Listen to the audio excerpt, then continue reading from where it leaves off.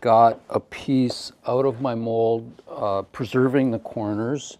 There was one corner, oh shit, it's still soft, I'm sorry. I, I shouldn't be messing with it. One corner, I didn't find a piece, it's a little bit of a chip off of it, but I'm really happy with it. So I'm going to do it again, and I was just going to show you what I did because it was like such a kind of thing that was bothering me.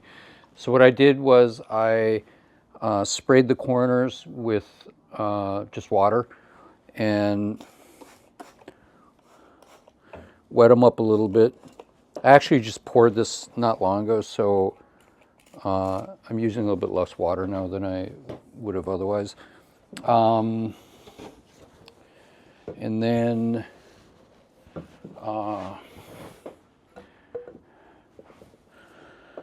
put the mold together, and I'm slip casting it. I'm letting these cast for 40 minutes, and then I'll release it, and well, I'll pour it, let it dry a little bit, and then I'm going to release the mold, and I will video that and show you. I took a very, like I have an extremely thin rib, and I did what so I wetted the corners and I used a very thin rib to just slightly lift the corners up a little bit while it's drying. And then I use compressed air to spray the piece to get it to come off the mold. So I will show you that whole thing. This is for the update that I'll do next Saturday. Okay, I started demolding this, but I forgot to hit record. I have sprayed the corners and they're intact. And I also went in with this very thin tool and lifted each one of them up. I've gone and like trimmed off. There's some flashing that happens in the mold. Apologies, I didn't catch that. And I'm just, so I think the point in recording it now actually was just to say that I'm being very, very, very careful on all of the edges, and trying to keep all these lines really crisp. I think with trimming generally, you know, whatever you're trimming, you should think of it as, I mean, it's only a subtractive practice, and it's not an additive practice. It shouldn't be, I don't think. So best practice is to take little bites, not too much. So I'm actually pushing the corners back down. I don't want them to like settle in a flared up position. Main point is that the corners are not touching the plaster really. There's a very small space between the corner and the plaster, so the plaster is not like drying them out. And drying them out means that the problem I was having is these were breaking off before, and I think they were probably drying out very quickly, and then it was just creating a shrinkage problem, and they would end up breaking off. I'm lucky because I've got compressed air in the studio, and I find it's best. Did you see that one moved? There, I could see the whole thing kind of shifted slightly. There. Yeah. Okay. So the whole thing right now is broken loose. Compressed air is fantastic. Like it's so effective in ways that you like almost counterintuitive a little bit. I've got a series of stamps Andy Graves structures, and then these are my concave tableau glaze studies, and then I have NO period, so number blah. This is number 11. The clay here, when I stamp them, if you can imagine, the side is coming up at the sharp angle, and then the top, and it's not very strong. Like if the side was like perpendicular, it would be stronger, but it's not. It kind of gives. So I've been deforming these a little bit when I stamp them. Also, I think, you know, if I could get my hand underneath the clay and support it when I stamped it, that would be something, right? So I've elected to go a different route on stamping these guys. I've done this in the past where I will, I'm making a cream clay, right now it's drying. I have cream clay that's very moist, and so I always need to dry it on my plaster bat. So I'm drying this down a little bit because it's still a little bit too moist. I'll knead it up and then roll it, and then you know, flatten it, and then make a thin, I'll cut it nice, and I'll make a kind of a band that will go on the piece. This is going to be the bottom, so it'll be coming across the top. The two sides are close, but they're not exactly the same. The one side that is on my left right now is slightly, what would I say, more perpendicular to the face of the thing, and that side sits nicer on. I've got stands that I use when I'm firing them, and that side like just fits the stands that I have better. This is my band of clay. My normal stamp. The normal stamp is I'm actually putting it on the band before I cut it nice because I want to make sure it all fits. I don't want to cut it and then find out I made it too small. I go Andy Graves structures, and I go with my, and the acronym for the, oh wow, that's a beautiful stamp. It's turning out really good. I just got the stamp made, the Glaze Studies stamp. We're up to number 11. And then I also like to put the year on it. We're in 2025.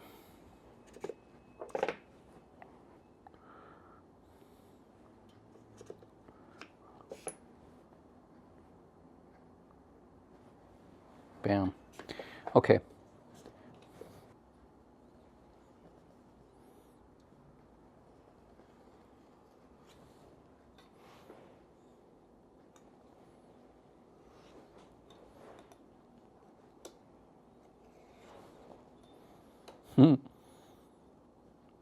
Maybe somebody watching this ends up buying number 11 from me.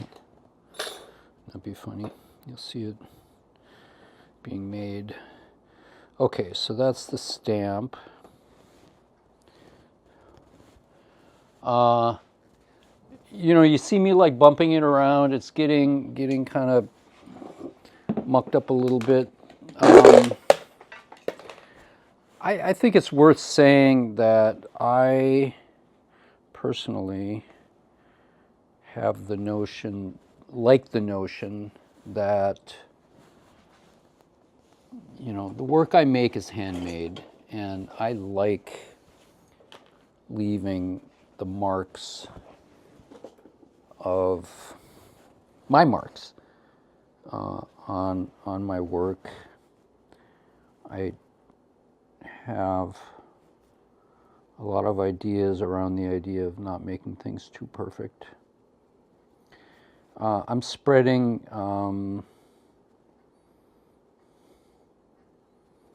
this, I'm just going to call it what I think of it. It's clay glue.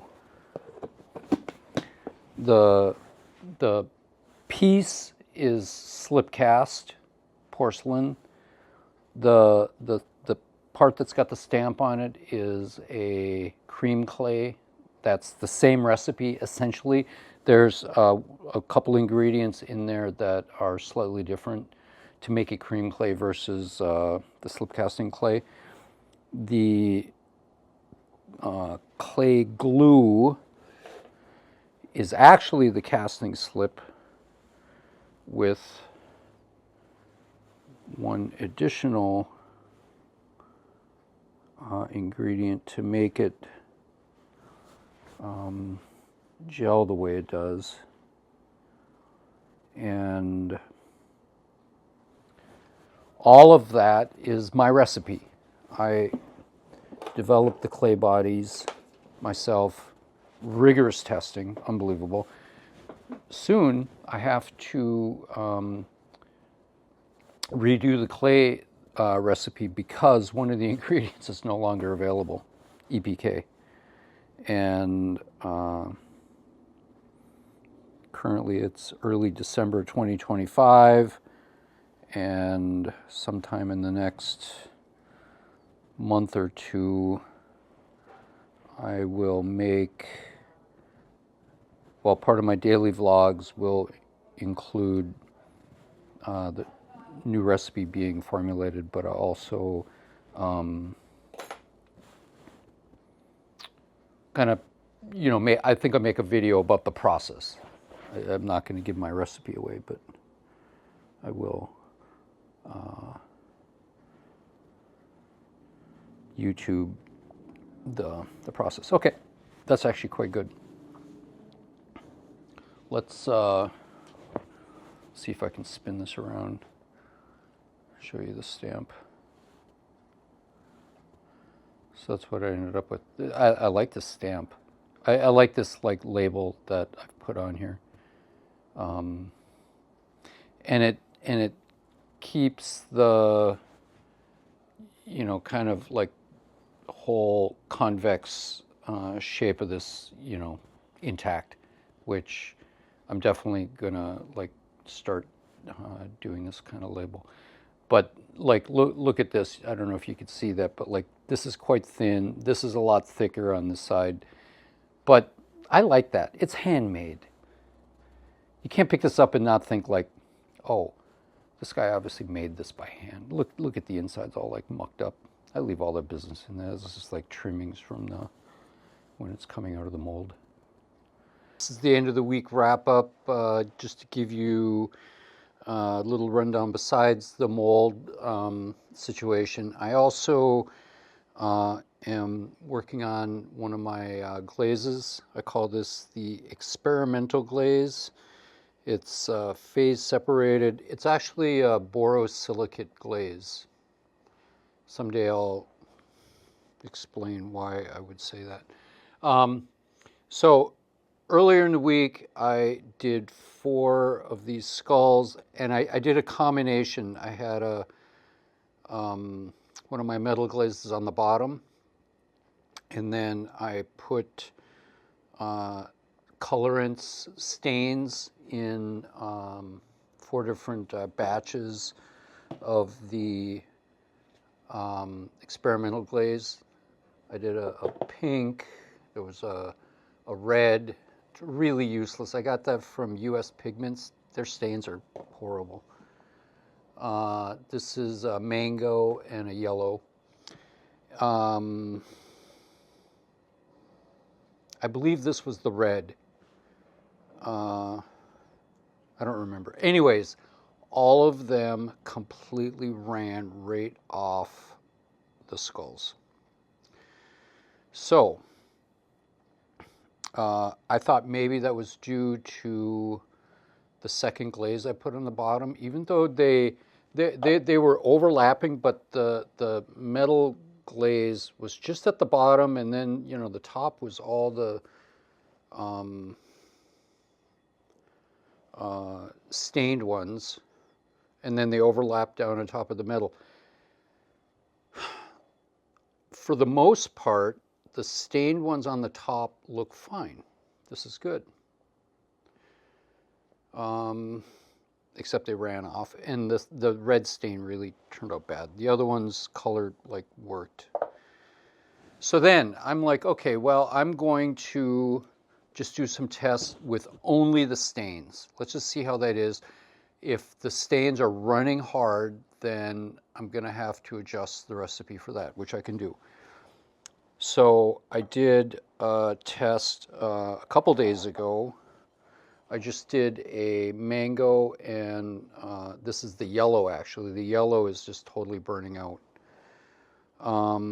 This is a flow tester for glaze.